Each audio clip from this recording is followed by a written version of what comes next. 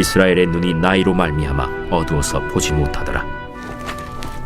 요셉이 두 아들을 이끌어 아버지 앞으로 나아가니 이스라엘이 그들에게 입맞추고 그들을 안고 요셉에게 이르되, 내가 내 얼굴을 보리라고는 생각하지 못하였더니 하나님이 내게 내 자손까지도 보게 하셨도다.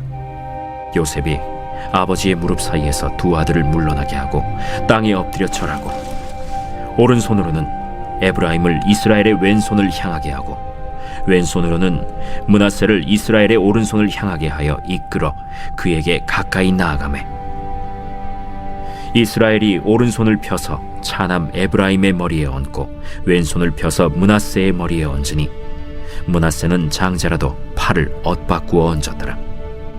그가 요셉을 위하여 축복하여 이르되, 내 조부 아브라함과 아버지 이삭이 섬기던 하나님, 나의 출생으로부터 지금까지 나를 기르신 하나님, 나를 모든 환난에서 건지신 여호와의 사자께서 이 아이들에게 복을 주시오며 이들로 내 이름과 내 조상 아브라함과 이삭의 이름으로 칭하게 하시오며 이들이 세상에서 번식되게 하시기를 원하나이다.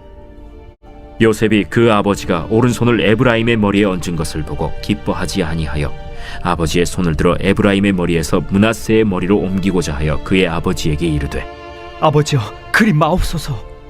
이는 장자이니 오른손을 그의 머리에 얹으소서.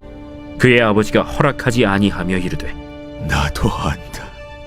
내 아들아, 나도 안다. 그도 한 족속이 되며 그도 크게 되려니와 그의 아우가 그보다 큰 자가 되고 그의 자손이 여러 민족을 이루리라. 야곱은 요셉에게 내가 내 얼굴을 보리라고는 생각하지 못하였더니 하나님이 내게 내 자손까지도 보게 하셨도다 라고 말했습니다. 축복하려면 은혜와 감동이 있어야 합니다. 그래야 진정한 축복이 되죠. 불만스럽고 억울한 사람이 어떻게 남을 축복할 수 있겠습니까? 축복은 내게서 흘러 넘쳐야 할 수 있는 것입니다. 내가 목마르면 다른 사람을 축복할 수 없습니다. 우리의 삶에 날마다 감격과 감동, 풍성함과 은혜가 있을 수 있게 되길 바랍니다. 요셉이 아버지의 무릎 사이에서 두 아들을 물러나게 하고 땅에 엎드려 절하고 오른손으로는 에브라임을 이스라엘의 왼손을 향하게 하고 왼손으로는 므낫세를 이스라엘의 오른손을 향하게 하여 이끌어 그에게 가까이 나아가매 이스라엘이 오른손을 펴서 차남 에브라임의 머리에 얹고 왼손을 펴서 므낫세의 머리에 얹으니 므낫세는 장자라도 팔을 엇바꾸어 얹었더라. 얼마나 아름다운 그림입니까? 요셉의 아들들이 야곱의 무릎 사이에 있었습니다. 요셉은 장자인 므낫세를 야곱의 오른편으로 보내고 차자인 에브라임은 왼편으로 보냈습니다. 구약에서 오른손은 더 큰 축복을 의미하죠. 그런데 앞을 못 보고 기운도 없는 노인 야곱이 갑자기 손을 바꾸었습니다. 차자인 에브라임에게 오른손을 얹고 장자인 므낫세에게 왼손을 얹었습니다. 그렇게 한 채 축복을 했죠. 요셉이 얼마나 놀랐겠습니까? 하나님은 야곱을 통해 요셉을 두 번 놀라게 하셨습니다. 야곱이 네 아들은 내 아들이다 라고 해서 놀라게 하셨고 축복을 어긋나게 해서 놀라게 하셨습니다. 여기에 비밀이 있습니다. 야곱은 손이 뒤바뀐 줄을 모르는 척하고 축복을 시작했습니다. 그가 요셉을 위하여 축복하여 이르되, 내 조부 아브라함과 아버지 이삭이 섬기던 하나님, 나의 출생으로부터 지금까지 나를 기르신 하나님, 나를 모든 환난에서 건지신 여호와의 사자께서 이 아이들에게 복을 주시오며 이들로 내 이름과 내 조상 아브라함과 이삭의 이름으로 칭하게 하시오며 이들이 세상에서 번식되게 하시기를 원하나이다. 요셉은 당황했습니다. 급히 아버지의 손을 붙잡고 아버지, 잘못되었습니다. 손을 바꾸어 주십시오. 라고 말했습니다. 요셉이 그 아버지가 오른손을 에브라임의 머리에 얹은 것을 보고 기뻐하지 아니하여 아버지의 손을 들어 에브라임의 머리에서 므낫세의 머리로 옮기고자 하여 그의 아버지에게 이르되 아버지여, 그리 마옵소서. 이는 장자이니 오른손을 그의 머리에 얹으소서. 요셉은 아버지의 뜻을 알지 못했습니다. 야곱이 실수하고 있다고 생각했죠. 그래서 야곱의 손을 바꾸려고 했습니다. 근데 야곱은 의외의 말을 했습니다. 그의 아버지가 허락하지 아니하며 이르되 나도 안다. 내 아들아, 나도 안다. 그도 한 족속이 되며 그도 크게 되려니와 그의 아우가 그보다 큰 자가 되고 그의 자손이 여러 민족을 이루리라. 의외로 야곱의 머리는 아직 말짱했습니다. 실수한 것이 아니었죠. 그러면 야곱은 왜 그랬을까요? 간단합니다. 야곱 마음이었죠. 하나님 나라에서는 장자도 차자도 없다는 것입니다. 세상에서는 서열을 따지죠. 그러나 하나님 나라에서는 차자가 장자가 될 수 있고 장자가 차자가 될 수가 있다는 것입니다. 사람은 자꾸 편을 가리려고 합니다. 쌈을 붙이죠. 세상의 질서는 상하 질서가 있습니다. 그러나 하나님 나라는 네트워킹이죠. 높고 낮음이 없습니다. 에서와 야곱을 보십시오. 쌍둥이인데도 먼저 나왔다라고 하는 이유로 에서는 장자가 되었고 야곱은 차자가 되었습니다. 먼저 나왔기 때문에 상속을 더 받아야 한다는 것은 이해는 되지만 감정적으로는 받아들이기가 힘들죠. 야곱은 손을 바꾸었습니다. 여기서 우리는 비밀을 하나 발견할 수 있습니다.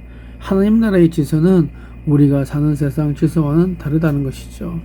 조금 더 발전시키면 장자냐 차자냐가 중요하지 않듯이 유대인이냐 이방인이냐도 중요하지 않다는 것을 생각할 수 있습니다. 초대교회 시절 자기들만 중요하다고 여긴 유대인들은 이방인들이 예수님을 믿는 것은 있을 수 없는 일이라고 여겼습니다. 이방인들이 구원받는 것은 생각도 하지 않았습니다. 그들은 오만했습니다.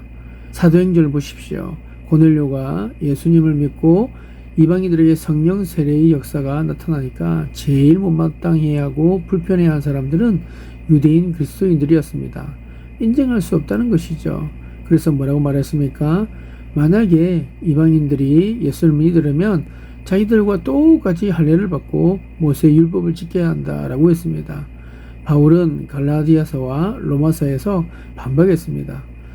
사람들은 패를 가르고 상하관계를 만듭니다. 그것으로 가치를 만들려고 합니다. 그래서 사도행전 15장 10절에서 베드로와 야고보는 그런데 지금 너희가 어찌하여 하나님을 시험하여 우리 조상과 우리도 능히 매지 못하던 멍에를 제자들의 목에 두려느냐? 라고 결론을 내렸습니다. 목사가 맨 위에 있고 장로가 그 아래에 있고 평신도가 그 밑에 있는 것이 아닙니다. 우리는 다 같은 형제요 자매입니다. 우리는 모두 하나님 나라에서 하나입니다. 제가 제일 좋아하는 말씀이 여기에 있습니다. 누구든지 주의 이름을 부르는 자는 구원을 받으리라. 할렐루야. 하나님은 먼데 있는 백성까지 자기 자녀로 삼으십니다. 교회 안에서 상하 관계를 만들지 마십시오. 교회에서는 높고 낮음이 없습니다. 우리는 모두 그리스도 안에서 한 형제요 자매요 동력자일 뿐입니다. 이 사실을 인정할 때 교회가 편안해집니다. 서로 협력하고 서로 사랑하는 공동체가 만들어지는 것입니다. 그러나 세상에 계급이 있으니까 교회도 계급을 만들죠. 세상에서 유명한 사람을 교회에서도 잘 대접합니다. 그것은 잘못된 것입니다. 세상에서 유명한 사람들은 자기가 다니는 교회에서 소홀히 대접받으면 아주 기분 나빠합니다. 그들은 걸음걸이부터 다르지 않습니까? 자기는 대접을 받아야 한다는 것입니다. 이것이 사람들에게 얼마나 많은 상처를 주는지 모릅니다. 상하관계는 사람을 비굴하고 오만하게 만듭니다. 예수님은 그러하시지 않았습니다. 예수님은 하나님의 아들이시지만 인간의 몸을 입고 사람으로 오셨고 죽기까지 순종하셨습니다. 우리는 가난한 사람들, 병든 사람들, 세상에서 힘없는 사람들과 함께 있어야 합니다. 그것이 교회입니다. 오늘 하루 멋지게 사십시다. 기쁘게 사십시다. 사람을 섬기며 사랑하며 사십시다. 하나님의 나라를 이루한 것입니다. 그러한 하나님의 역사가 저와 여러분들 가운데 임하게 되기를 예수님의 이름으로 축복드립니다. 기도하겠습니다. 하늘 보좌를 버리시고 이 땅에 오셔서 십자가를 지신 주님, 주님의 십자가와 부활로 인하여 우리에게 하나님의 나라를 선물로 주셨으니 너무나 감사드립니다.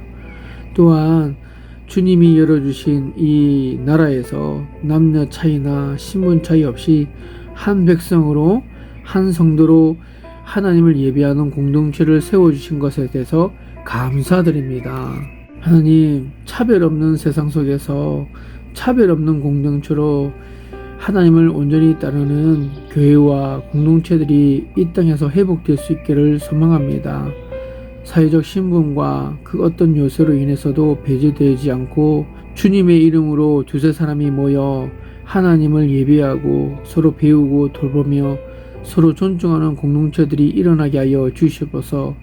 세상의 정사와 권세들이 차별의 교묘한 모습으로 영향력을 행사하는 교회들이 온전히 주님을 따르는 모습으로 회복할 수 있게 하여 주시옵소서. 보냄받은 일상에서 살아가는 성도들이 뼛속까지 스며든 차별의 성향과 문화를 떨쳐내고 예수님의 본을 따라 주변 사람들과 이웃들을 대할 수 있도록 이끌어 주시옵소서. 깔보고 비웃고 낮춰보고 배제하던 우리를 용서하여 주시고 돈과 지위, 외모 등으로 사람을 달리 대한 우리를 불쌍히 여겨 주시옵소서. 하나님, 공동체가 파괴되고 철저히 개인이 생존을 책임져야 하는 이 시대를 살아가고 있습니다. 서로 간의 신뢰는 붕괴되고 경쟁 속에서 살아남기 위해 공동체를 깨뜨려야 한다는 목소리가 넘쳐나고 있습니다. 그런 가운데 사회적으로 소외된 이들, 차별받고 억눌린 이들은 더욱 희생양이 되어 이 불의한 구조를 떠받치는 역할을 강요받고 있습니다. 하나님, 교회와 성도의 공동체들이 이러한 정사와 권세에 저항하는 참 공동체가 될 수 있도록 이끌어 주시옵소서. 그래서 하나님 나라를 온전히 드러내며 사람들을 살리는 공동체로 회복될 수 있게 하여 주시옵소서. 오늘도 주님을 따르기는 길을 성실히 고민하며 함께 일하고 살아가는 이들에게 힘을 다하여 주시옵소서. 이 모든 말씀 우리 주 예수 그리스도의 이름으로 기도드리옵나이다. 아멘.